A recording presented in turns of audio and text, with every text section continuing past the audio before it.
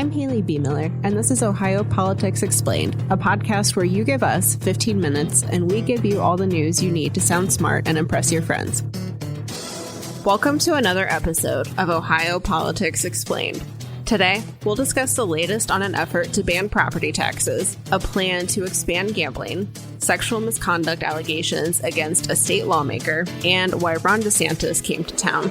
Joining me today is Laura Bischoff. Hey, thanks for having me. Our first topic is becoming a pretty common one: property taxes. A group that wants to abolish property taxes got the okay this week to begin collecting signatures for their proposed amendment. Advocates say this is a last-ditch effort to get some relief after home values skyrocketed in recent years. Property taxes pay for a lot. How would this work? Yeah, I mean, that's the big question. If you eliminate property taxes, how are you going to pay for public education, public safety, libraries, all sorts of things?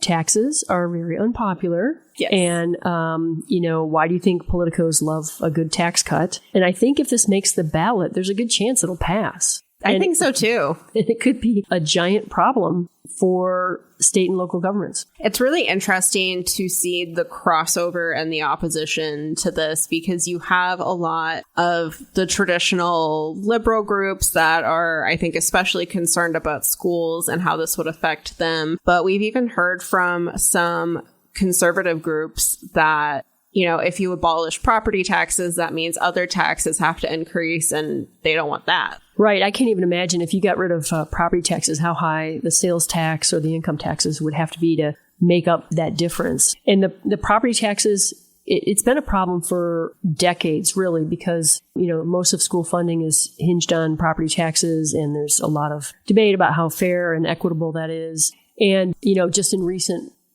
months or years, there's been, an increase in the value of property, particularly in like Columbus area and Cincinnati. And so, when your value goes up, you pay more on the property bill. Right. And, you mentioned if this gets on the ballot, and I think we need to point out that it's a pretty big if. It's generally hard to put something on the ballot as it is. We've seen some pretty significant issues get on the ballot, but there was a lot of manpower and a lot of money behind those. And this is a truly grassroots movement that is pushing this property tax initiative. And they told reporters the other day that they're going to rely on volunteers. I don't think they have a lot of money. And even some of the moneyed interests in Ohio have a hard time getting on the ballot.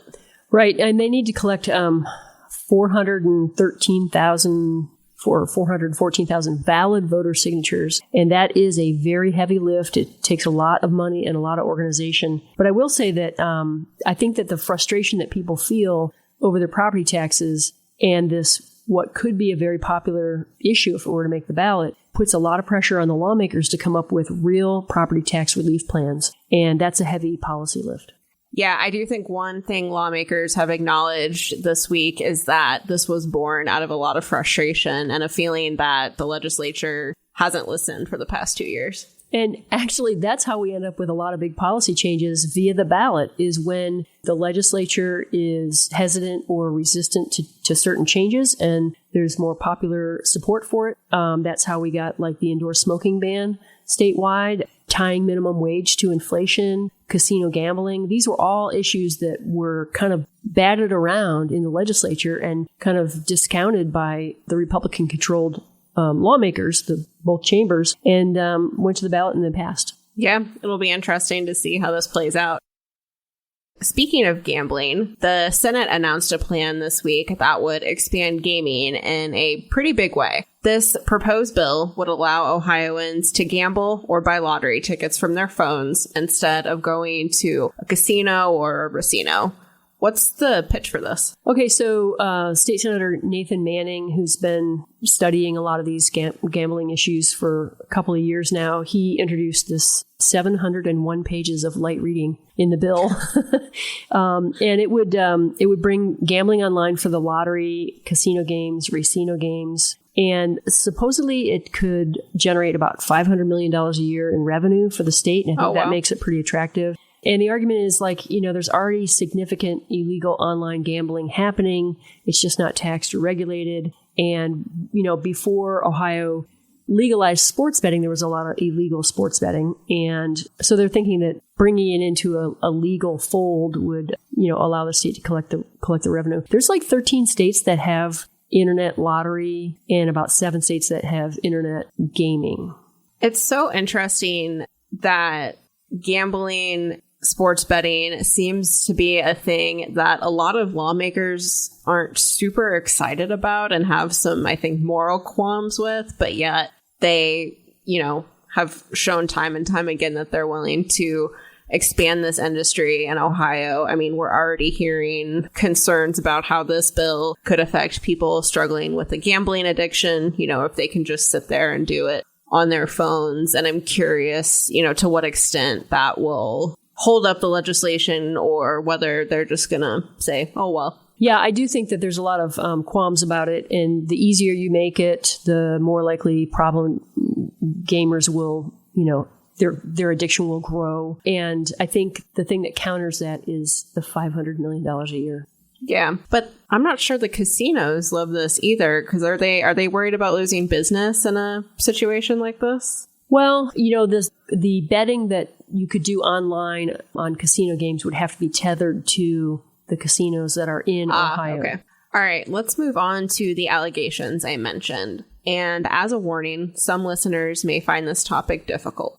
Representative Rodney Creech was sanctioned in the House this week after it surfaced that a teen family member had accused him of inappropriate touching. Creech denies this, and he has not been charged. But House Speaker Matt Huffman encouraged him to resign and stripped him of his committee assignments. Walk us through the timeline of the investigation against him. Yeah, so he's accused by a female teenager of getting in bed with her, wearing only his underwear, and being sexually aroused. He denies being aroused, but he did say he got in bed with above the covers and only in his underwear. And this incident happened in May of 2023, and the mom and stepdad of the kid told the Preble County Sheriff's Office, but they didn't investigate. And then the girl was in the Montgomery County, I think in the Sheriff's Office, in some sort of child advocacy group, and disclosed the incident there. And then Montgomery County said to Preble County, hey, you have to investigate this. Preble County, in November of 23, referred it to the Bureau of Criminal Investigation,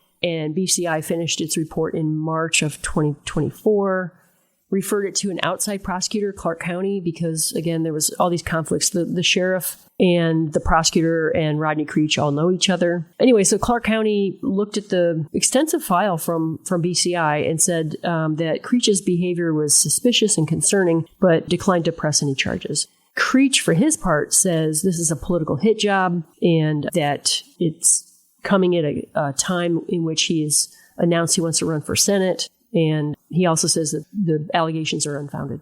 Yeah, it really was a long and winding road. And I think, if I remember right, the Clark County prosecutor made his decision in the case last fall, which I think is part of why Creech says, oh, the timing of this is convenient, coming out days after I announced my Senate bid. But at this point, it seems like he plans to continue to serve in the Ohio House. There has been some chatter. An attorney for former Speaker Larry Householder, who was expelled from the Ohio House, was out with kind of a pitch yesterday that, if Householder was expelled, Creech should be expelled, for this kind of thing. So I don't know that anything like that is on the table at this point, but it definitely, I would imagine, has affected the vibe at the House. The expulsion of Larry Householder was extraordinary, and it took the House a long time to do it. Our final topic is Florida Governor Ron DeSantis. He visited Ohio this week to make a pitch for congressional term limits. State lawmakers want to pass a resolution calling for a convention of states on term limits, which is something Florida has done. This convention of states thing may be my favorite wonky topic of 2025 so far. I think that the convention of states, you could open it up for term limits, but then you're opening Pandora's box, and you could end up with all kinds of shenanigans and revisions to the Constitution being debated. And I think that there's a lot of resistance for that reason.